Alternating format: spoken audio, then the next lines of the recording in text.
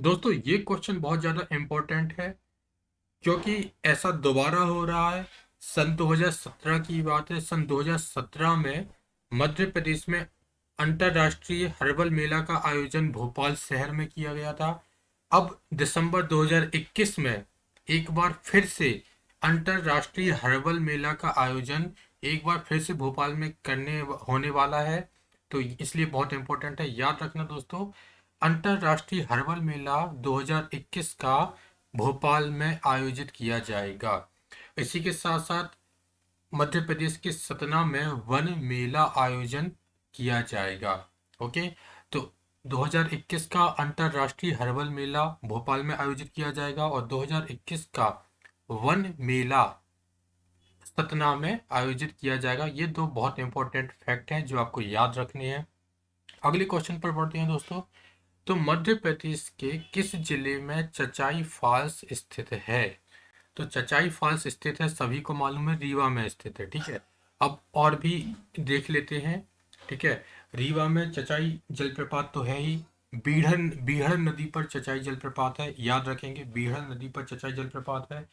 केवटी जलप्रपात भी रीवा में ही है और केवटी जलप्रपात महान नदी पर है। बहुती जलप्रपात भी रीवा में ही है और बहुती जलप्रपात ओड़ा नदी पर स्थित है। ओके, इसके अलावा याद रखेंगे दोस्तों, छिंदवाड़ा में छिंदवाड़ा में कान्हन नदी पर कुकरी खापा लिलाही जलप्रपात है। ओके, नोट डाउन कर लीजिए। छिंदवाड़ा में कान्हन नदी पर कुकरी खापा लिलाही जलप्रपात है और छतरपुर का फेमस जलप्रपात है रानीह जलप्रपात।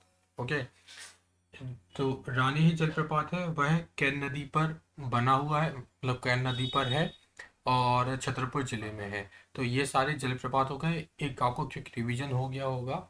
ओके, चलिए अगला क्वेश्चन है, काफी आसान है। मध्य प्रदेश के ताज उल मस्जिद, गौहर महल और वन विहार राष्ट्रीय उद्यान पर्यटन स्थल भोपाल में स्थित हैं। और भोपाल में और भी बहुत से पर्यटन स्थल हैं, लेक व्यू हो गया। ठीक है, और भी बहुत से पर्यटन स्थल हैं हमारी राजधानी भोपाल में। तो आप लोग कमेंट सेक्शन में बताइए कि और कौन कौन से पर्यटन स्थल भोपाल में हैं। ओके, चलिए आगे का क्वेश्चन है, ये क्वेश्चन बहुत इंपॉर्टेंट हो जाता है।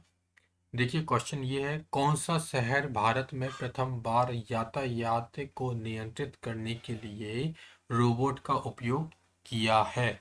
ठीक है, तो इंदौर।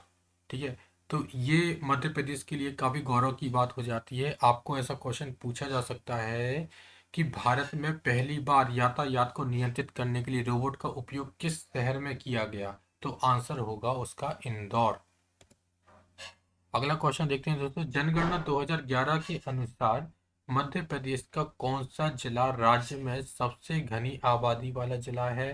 तो इसका सिंपल सा आंसर है भोपाल जिला मध्य प्रदेश का सबसे ज़्यादा घनी आबादी वाला जिला है। ओके, तो ये जनगणना 2011 से काफ़ी क्वेश्चन आते हैं, हर एक एग्जाम में लगभग एक दो क्वेश्चन तो आते ही आते हैं। तो जनगणना 2011 अच्छे से पढ़ लीजिएगा आप लोग, आपके एग्जाम पॉइंट ऑफ व्यू से बहुत इंपॉर्टेंट है। अगला क्वेश्चन है, इनमें से कौन सा दिवस विश्व एड्स दिवस के रूप में मनाया जाता है? तो सभी को मालूम है 1 दिसंबर को विश्व एड्स दिवस के रूप में मनाया जाता है। अगला क्वेश्चन है दोस्तों, मध्य प्रदेश के निम्नलिखित स्थानों में से कौन सा सतपुड़ा की रानी के नाम से भी जाना जाता है? देखिए दोस्तों, शहर और उनके उपनाम ये याद रखना बहुत जरूरी है। लगभग बहुत से एग्जाम में शहर और उनके उपनाम पूछे जाते हैं, जैसे कि इसी में पूछ लिया सतपुड़ा की रानी, तो पचमढ़ी को सतपुड़ा की रानी कहा जाता है। जबलपुर को बोला जाता है संस्कार धानी। ओके, तो इस तरीके से सतपुड़ा को पचमढ़ी की रानी पचमढ़ी को सतपुड़ा की रानी कहा जाता है।